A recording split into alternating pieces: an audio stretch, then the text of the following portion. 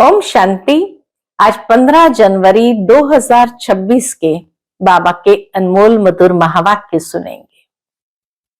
बाबा कहते हैं, शिव बाबा के अनेक टाइटल है, उसमें सबसे महत्वपूर्ण टाइटल है कि वो ज्ञान का सागर पतित पावन है। तो बाबा कहते हैं, शिव बाबा आकर के बच्चों को ज्ञान समझाएंगे और पतित से पावन जरूर बनाएंगे।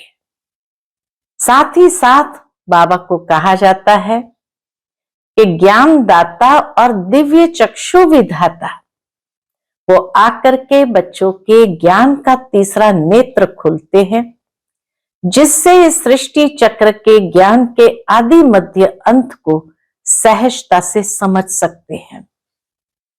तीसरा बाबा को कहते हैं, वह है ट्रुथ। God is truth. परमात्मा सत्य है। तो जो सत्य है वो सत्य बातें ही आकर के समझाएंगे और सत्य समझा करके गीता ज्ञान दाता जिसको कहा, तो भगवान वाच भी उसी के लिए है। और वह गीता ज्ञान दाता आकर के हम बच्चों को राजयोग सिखला करके पावन बनाते हैं और सबको मुक्ति जीवन मुक्ति में ले जाते हैं। तो बाबा कहते, जो शिव बाबा के टाइटल है वो यथार्थ है और इसको यथार्थ समझते हुए तुम बच्चों को दूसरों को भी बताना है। सुनते हैं आज के बाबा के अनमोल मधुर महावाक्य। ओम शांति। मीठे बच्चे, तुम्हारे मुख से कभी भी हे ईश्वर, हे बाबा शब्द नहीं निकलना चाहिए। ये तो भक्ति मार्ग की प्रैक्टिस है। हमारे मुख से क्या निकलना चाहिए फिर? हे बाबा, हे भगवान, हे ईश्वर। बाबा कहते हैं ये दुख के शब्द है, इसीलिए इसको कहा भक्ति मार्ग की प्रैक्टिस है कि दुख में ही लोग याद करते हैं। लेकिन हमारी प्रैक्टिस क्या होनी चाहिए, जो बाबा हम बच्चों को हमेशा कहते हैं, वाह बच्चे वाह। तो हम बच्चों को भी ये प्रैक्टिस बढ़ानी है, वाह बाबा वाह। हर समय हर दृश्य को देखते हुए अंदर से निकले वाह बाबा वाह। आज की मुरली से प्रश्न है, तुम बच्चे सफेद ड्रेस पसंद क्यों करते हो? ये किस बात का प्रतीक है? उत्तर है, अभी तुम इस पुरानी दुनिया से जीते जी मर चुके हो, इसलिए तुम्हें सफेद ड्रेस पसंद है। ये सफेद ड्रेस मौत को सिद्ध करता है। जब कोई मरता है तो उस पर भी सफेद कपड़ा डालते हैं। तुम बच्चे भी अभी मरजीवा बने हो, जीते जी मर गए हैं। ओम शांति। रूहानी बाप बैठ बच्चों को समझाते हैं। रूहानी अक्षर न कहे, सिर्फ बाप कहे तो भी ठीक है। बाप बैठ बच्चों को समझाते हैं। सब अपने को भाई भाई तो कहते ही है, तो बाप बैठ समझाते हैं बच्चों को। सभी को तो नहीं समझाते होंगे, सब अपने को भाई भाई कहते ही है। गीता में लिखा हुआ है भगवान वाच। अब भगवान वाच किसके प्रति? भगवान के है सब बच्चे, वह बाप है तो भगवान के बच्चे सब ब्रदर्स है। भगवान ने ही समझाया होगा, राजयोग सिखाया होगा। अभी तुम्हारी बुद्धि का ताला खुला हुआ है। दुनिया में और किसी के भी ऐसे ख्यालात नहीं चल सकते। ये मीठे मीठे बच्चे, मैं तुम्हें समझाता हूं। भगवान वाच, बाबा के ऐसे ख्यालात किसी के नहीं चलते हैं। जिन जिनको संदेश मिलता जाएगा वह स्कूल में आते जाएंगे, पढ़ते जाएंगे, समझेंगे। प्रदर्शनी तो देखी, अब जाकर कुछ ज्यादा सुने। प्रदर्शनी देखने के बाद उनके मन में संकल्प आता, अब जाकर कुछ और ज्यादा सुने। पहली पहली मुख्य बात है, ज्ञान का सागर पतित पावन गीता ज्ञान दाता शिव भगवान वाच। ये बात उनको स्पष्ट हो कि यहाँ सुनाने वाला कौन है, ज्ञान का सागर पतित पावन गीता ज्ञान दाता शिव भगवान वाच। पहले पहले उनको यह पता पड़े कि इन्हों को सिखलाने वाला अथवा समझाने वाला कौन है। वह सुप्रीम सोल ज्ञान का सागर निराकार है। वह तो है ही सत्य, उसको कहते ट्रुथ। वह सत्य ही बताएंगे, फिर उसमें और कोई प्रश्न उठ नहीं सकता। इस बात का जब निश्चय हो जाता है तो और कोई प्रश्न उठ नहीं सकता। पहले पहले तो इस पर समझाना है। हमको परमपिता परमात्मा ब्रह्मा द्वारा राजयोग सिखलाते हैं। ये राजाई पद है, जिसको निश्चय हो जाएगा कि जो सबका बाप है वह पारलौकिक बाप बैठ समझाते हैं, वही सबसे बड़ी अथॉरिटी है, तो फिर दूसरा कोई प्रश्न उठ ही नहीं सकता। उनके मन में अगर ये बात निश्चय हो गई कि सुनाने वाला कौन है, तो बस फिर कोई प्रश्न उठ ही नहीं सकता। वह है पतित पावन। तो जब वह यहां आते हैं तो जरूर अपने टाइम पर आते होंगे। तुम देखते भी हो, ये वही महाभारत लड़ाई है। विनाश के बाद फिर वाइसलेस दुनिया होनी है। यह है विशेष दुनिया। ये मनुष्य नहीं जानते कि भारत ही वाइसलेस था। कुछ भी बुद्धि चलती नहीं। गोदरेज का ताला लगा हुआ है, उसकी चाबी एक बाप के पास ही है। इसीलिए बाप को कहा जाता है, क्या कहते हैं, इसीलिए उनको ही ज्ञान दाता दिव्य चक्षु विधाता कहा जाता है। ज्ञान का तीसरा नेत्र देते हैं। ये किसको पता नहीं है कि तुमको पढ़ाने वाला कौन है। दादा समझ लेते हैं, ये दादा इनको पढ़ाते हैं, तब टीका करते हैं, निंदा करते हैं, कुछ भी उलट पुलट बोलते हैं, कुछ न कुछ बोलते हैं। इसलिए पहली पहली बात ही ये समझाओ। इसमें लिखा हुआ भी है शिव भगवान वाच, तो वह है ही ट्रुथ। बाप समझाते हैं, मैं पतित पावन शिव हूं, मैं परम धाम से आया हूं इन शालिग्रामों को पढ़ाने। कितना बाबा इस बात को महत्व देते हैं कि जब तक शिव बाबा का परिचय स्पष्ट नहीं है, उस पर निश्चय बुद्धि नहीं है, तब तक ज्ञान की बातें बुद्धि में बैठेगी नहीं। तो बाबा स्वयं कहते हैं, मैं पतित पावन शिव हूं, मैं परमधाम से आया हूं इन शालिग्रामों को पढ़ाने। बाप है ही नॉलेजफुल, सृष्टि के आदि मध्य अंत का राज समझाते हैं। ये शिक्षा अभी तुमको ही बेहद के बाप से मिल रही है। वही सृष्टि का रचयिता है, पतित सृष्टि को पावन बनाने वाला है। बुलाते भी है, हे पतित पावन आओ, तो पहले पहले उसका ही परिचय देना है। ये बताने वाला कौन है? उस परम पिता परमात्मा के साथ आपका क्या संबंध है? वह है ही सत्य। नर से नारायण बनने की सत्य नॉलेज देते हैं। बच्चे जानते हैं बाप सत्य है, बाप ही सचखंड बनाते हैं। तुम नर से नारायण बनने यहां आते हो। बैरिस्टर पास जाएंगे तो समझेंगे हम बैरिस्टर बनने आए हैं। अभी तुमको निश्चय है कि हमें भगवान पढ़ाते हैं। कई निश्चय करते भी है, फिर संशय बुद्धि हो जाते हैं, तो उनको सब मनुष्य कहते हैं, तुम तो कहते थे भगवान पढ़ाते हैं, फिर भगवान को छोड़ क्यों आए हो? जरूर दुनिया के लोग तो प्रश्न करेंगे।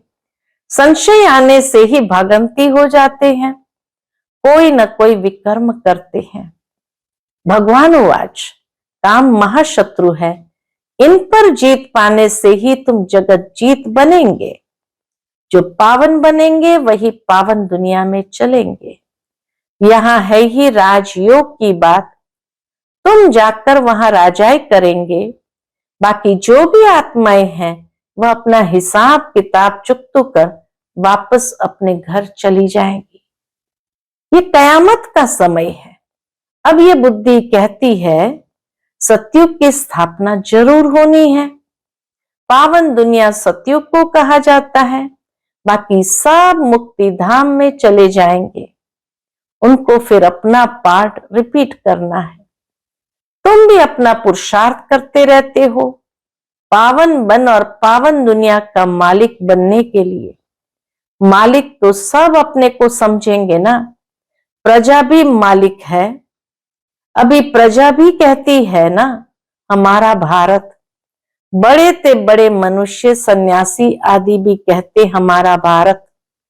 तुम समझते हो इस समय भारत में सभी नरकवासी है। अभी हम स्वर्गवासी बनने के लिए ये राजयोग सीख रहे हैं। सब तो स्वर्गवासी नहीं बनेंगे। यह अभी ज्ञान आया है। वो लोग जो सुनाते हैं, शास्त्र आदि सुनाते हैं, बाबा कहते दुनिया में जो लोग सुनाते हैं, शास्त्र सुनाते हैं, वह है शास्त्रों की अथॉरिटी। बाप कहते ये भक्ति मार्ग के वेद शास्त्र आदि सब पढ़ने से सीढ़ी नीचे उतरते जाते हैं। ये सब है भक्ति मार्ग। बाप कहते हैं जब भक्ति मार्ग पूरा होगा तभी मैं आऊंगा। मुझे ही आकर सब भक्तों को भक्ति का फल देना है। मेजॉरिटी तो भक्तों की है। सब पुकारते रहते हैं ना, ए गॉड फादर। भक्तों के मुख से ओ गॉड फादर, हे भगवान जरूर निकलता। बाबा कहे भक्तों के मुख से क्या निकलता? ओ गॉड फादर, हे भगवान जरूर निकलेगा। अब भक्ति और ज्ञान में तो फर्क है। तुम्हारे मुख से कभी हे ईश्वर, हे भगवान ये अक्षर नहीं निकलेंगे। मनुष्य को तो यह आधा कल्प की प्रैक्टिस पड़ी हुई है। तुम जानते हो वह तो हमारा बाप है। तुमको हे बाबा थोड़ी करना है। बाप से तो तुमको वर्षा लेना है। पहले तो यह निश्चय है हम बाप से वर्षा लेते हैं। बाप बच्चों को वर्षा लेने का अधिकारी बनाते हैं। यह तो सच्चा बाप है ना। बाप जानते हैं ये हमारे बच्चे हैं, जिन्हों को हम ज्ञान अमृत पिलाए, ज्ञान चिता पर बिठाए, घोर नींद से जगाए स्वर्ग में ले जाता हूं। बाप ने समझाया है आत्माएं वहां शांति धाम और सुख धाम में रहती है। सुख धाम को कहा जाता है वाइसलेस वर्ल्ड। संपूर्ण निर्विकारी देवताएं है ना, और वह है स्वीट होम। परम धाम है स्वीट होम, और सतयुग है सुखधाम, वाइसलेस दुनिया, संपूर्ण निर्विकारी देवताएं वहां रहते हैं। तुम जान गए हो कि हमारा होम वह है, हमारा घर शांति धाम है। हम एक्टर्स उस शांति धाम से आते हैं यहाँ पार्ट बजाने। हम आत्माएं यहाँ के रहवासी नहीं हैं। वह एक्टर्स यहाँ के रहवासी होते हैं, सिर्फ घर से आकर ड्रेस बदलकर पार्ट बजाते हैं। तुम तो समझते हो हमारा घर शांति धाम है। वहां हम फिर वापस जाते हैं। जब सभी एक्टर स्टेज पर आ जाते हैं तब फिर बाप आकर सभी को ले जाएंगे। इसलिए उनको लिबरेटर गाइड भी कहा जाता है। दुख हरता सुख करता है, तो इतने सब मनुष्य कहां जाएंगे? विचार करो। पतित पावन को बुलाते हैं किस लिए? अपनी मौत के लिए। दुख की दुनिया में रहने नहीं चाहते हैं, इसलिए कहते हैं घर चलो, बस अब मोक्ष मिल जाए। तो मोक्ष तो तभी मिलेगा जब इस शरीर को छोड़ेंगे। इसलिए कहते हैं घर चलो। ये सब मुक्ति को ही मानने वाले हैं। भारत का प्राचीन राजयोग भी कितना मशहूर है। विलायत में भी जाते हैं प्राचीन राजयोग सिखलाने। वास्तव में हठ योगी तो राजयोग जानते ही नहीं। उन्हों का योग ही रॉन्ग है, इसलिए तुम्हें जाकर सच्चा राजयोग सिखाना है। मनुष्य सन्यासियों की कफनी देख उन्हों को कितना मान देते हैं।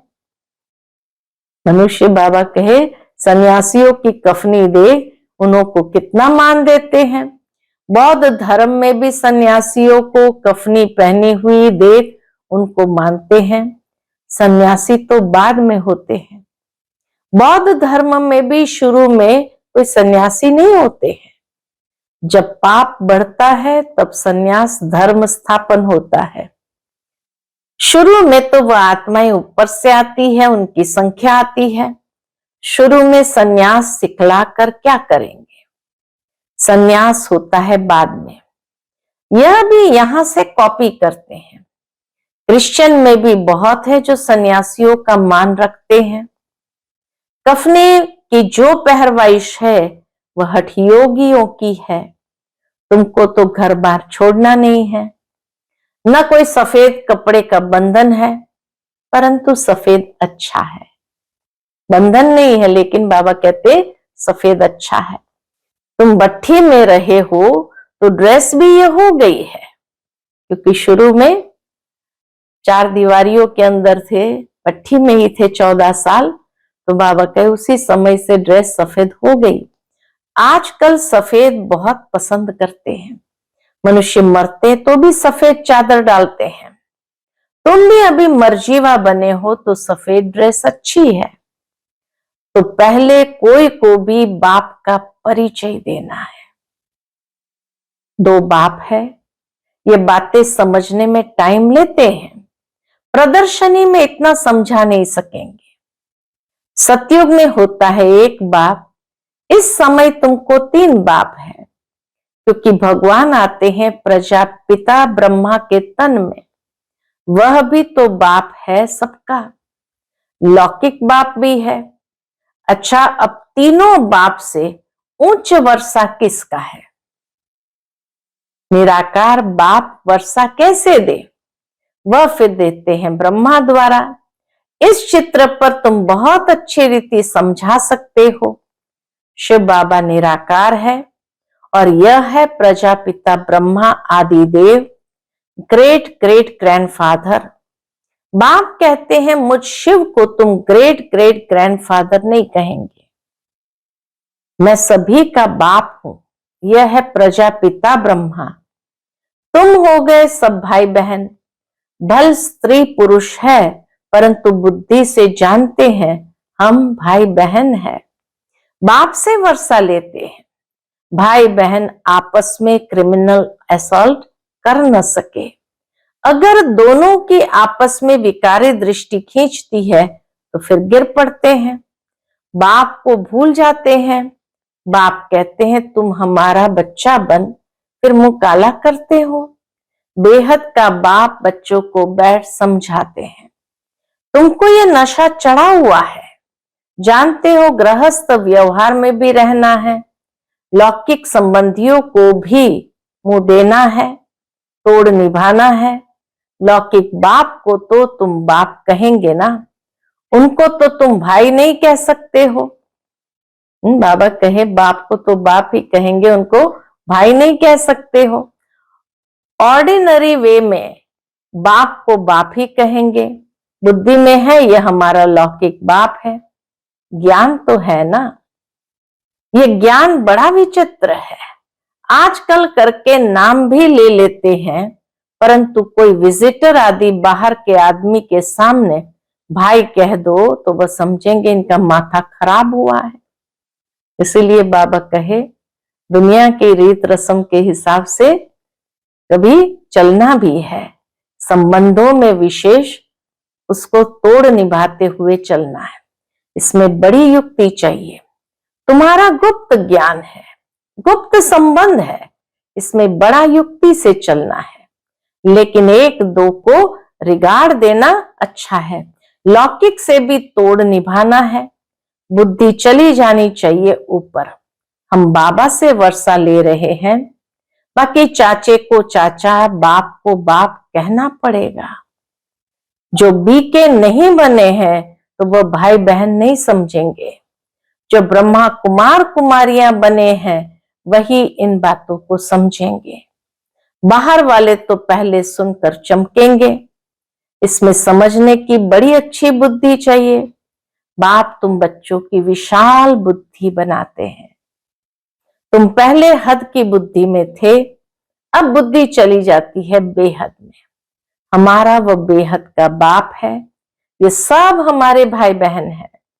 बाकी संबंध में तो बहू को बहू, सासू को सासू ही कहेंगे, बहन थोड़ी कहेंगे। आते तो दोनों हैं, घर में रहते भी बड़ी युक्ति से चलना होगा। लोक संग्रह को भी देखना पड़ता है। बाबा कितना प्रैक्टिकल हम बच्चों को बनाते हैं और सिखाते हैं। नहीं तो वह लोग कहेंगे ये पति को भाई, सासू को बहन कह देते, ये क्या सीखते हैं? ये ज्ञान की बातें तो तुम ही जानो और न जाने कोई। कहते हैं ना तुम्हारी गति मति तुम ही जानो। अब तुम उसके बच्चे बने हो तो तुम्हारी गति मति तुम ही जानो। बड़ा संभल कर चलना पड़ता है, कहां कोई मूंझे नहीं।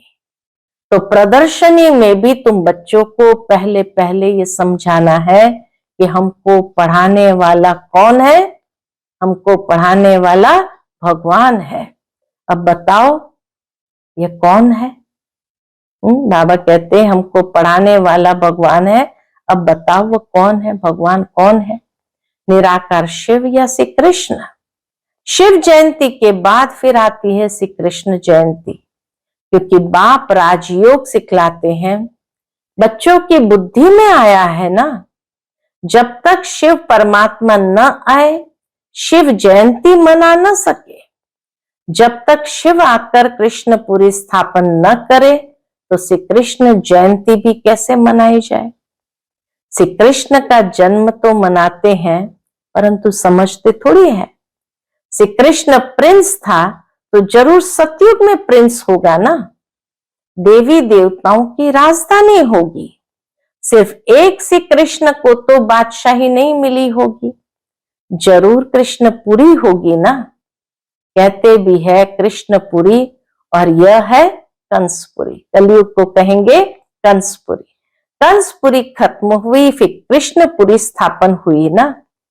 होती भारत में ही है, नई दुनिया में थोड़ी ये कंस आदि हो सकता है। कंसपुरी कहा जाता है कलयुग को। यहां तो देखो कितने मनुष्य हैं।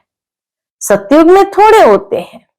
देवताओं ने कोई लड़ाई नहीं की। कृष्णपुरी कहो अथवा विष्णुपुरी कहो, दैवी संप्रदाय कहो, आसुरी संप्रदाय यहां है। बाकी न देवताओं और असुरों की लड़ाई हुई, न कौरव पांडवों की हुई है। तुम रावण पर जीत पाते हो। बाप कहते हैं इन 5 विकारों पर जीत पहनो तो तुम जगत जीत बन जाएंगे। इसमें कोई लड़ना नहीं है, स्थूल में लड़ना नहीं है। लड़ने का नाम ले तो हिंसा हो जाए।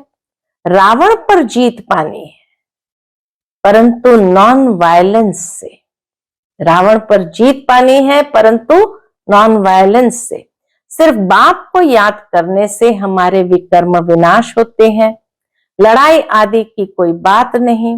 बाप कहते हैं तुम तमो प्रधान बन गए हो, अब फिर तुमको सतो प्रधान बनना है।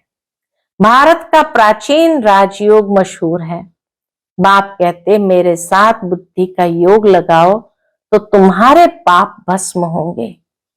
बाप पतित पावन है तो उनसे बुद्धि योग लगाना है, तब तुम पतित से पावन बन जाएंगे। अब प्रैक्टिकल में तुम उनके साथ योग लगा रहे हो। इसमें लड़ाई की कोई बात नहीं। जो अच्छी रीति पढ़ेंगे और बाप के साथ योग लगाएंगे वही बाप से वर्षा पाएंगे। अच्छा, मीठे मीठे सिकिलते बच्चों प्रति माता पिता बाप दादा का याद प्यार और गुड मॉर्निंग। रूहानी बाप की रूहानी बच्चों को नमस्ते।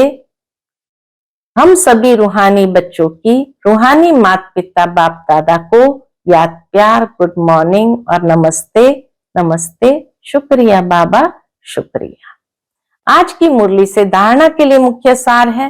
पहली पॉइंट, भाई भाई की दृष्टि का अभ्यास करते हुए लौकिक बंधनों से तोड़ निभाना है, बड़ी युक्ति से चलना है, विकारी दृष्टि बिल्कुल नहीं जानी चाहिए, कयामत के समय संपूर्ण पावन बनना है।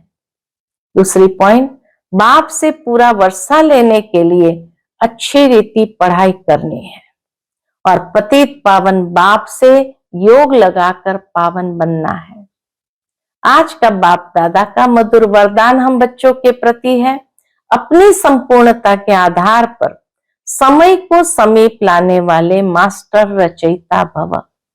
अपनी संपूर्णता के आधार पर समय को समीप लाने वाले मास्टर रचयिता भव।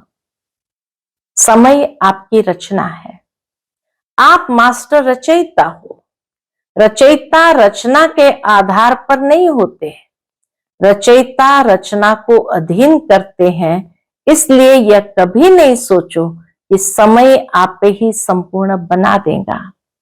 आपको संपूर्ण बन समय को समीप लाना है।